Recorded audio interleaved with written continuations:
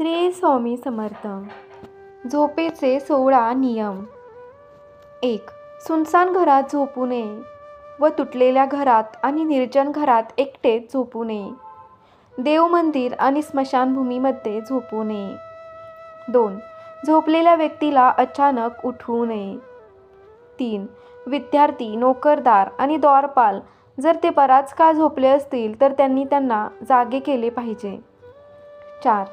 निरोगी शरीर हवे असेल तर ब्रह्ममुहूर्त म्हणजे पहाटे 5 ते 7च्या दरम्यान उठलेच पाहिजे.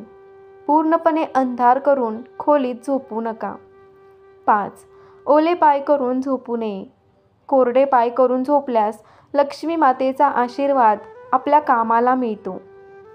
तुटलेल्या खाटेवर आणि उष्ट तोंड करून झोपू नये. 6. नग्न झोपू नये. 7. पूर्वेकडे डोकं करून झोपल्यास विद्या प्राप्त होते, शिक्षणात प्रगती होते. पश्चिमेकडे डोकं करून झोपल्यास तीव्र चिंता निर्माण होतात. उत्तरेकडे डोकं करून झोपल्यास तोटा होतो, मृत्यूचे भय कायम असते. दक्षिणेकडे डोकं करून झोपल्यास संपत्ती आणि वय वाढते. 8. दिवसा कधीही झोपू नका, पण ज्येष्ठ महिन्यात दुपारी 1 तास 48 मिनिटे झोपू शकता. दिवसा झोपल्याने आजार उद्भवतात आणि वय कमी होत जाते. 9. दिवसा आणि सूर्योदय व सूर्यास्ताच्या वेळी झोपलेला माणूस गरीब आणि असहाय्य होतो. 10. सूर्यास्ताच्या 3 तासानंतर झोपायला पाहिजे. 11. डाव्या बाजूस झोपणे आरोग्यासाठी फायदेशीर आहे. 12. दक्षिणेकडे पाय करून कधीही झोपू नये. यम आणि दृष्ट देवता यांचे निवासस्थान आहे, त्यामुळे कानात अशुभ हवा भरते.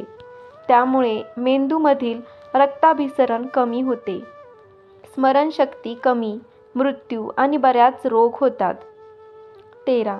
हृदयावर हात ठेवून बिंबच्या खाली पायावर पाय ठेवून झोपू नका.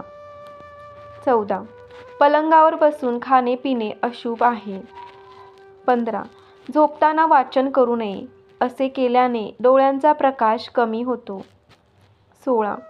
कपाळावर टिळक लावून झोपणे अशुभ आहे व झोपेच्या वेळी टिळक काढा.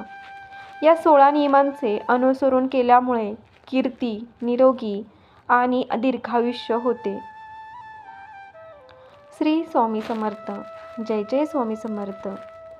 तुम्हाला हा व्हिडिओ कसा वाटला कमेंटमध्ये नक्की सांगा आणि जास्तीत जास्त लोकांपर्यंत पोहोचवण्याचा प्रयत्न करा, जेणेकरून त्याचा सर्वांना फायदा होईल. धन्यवाद.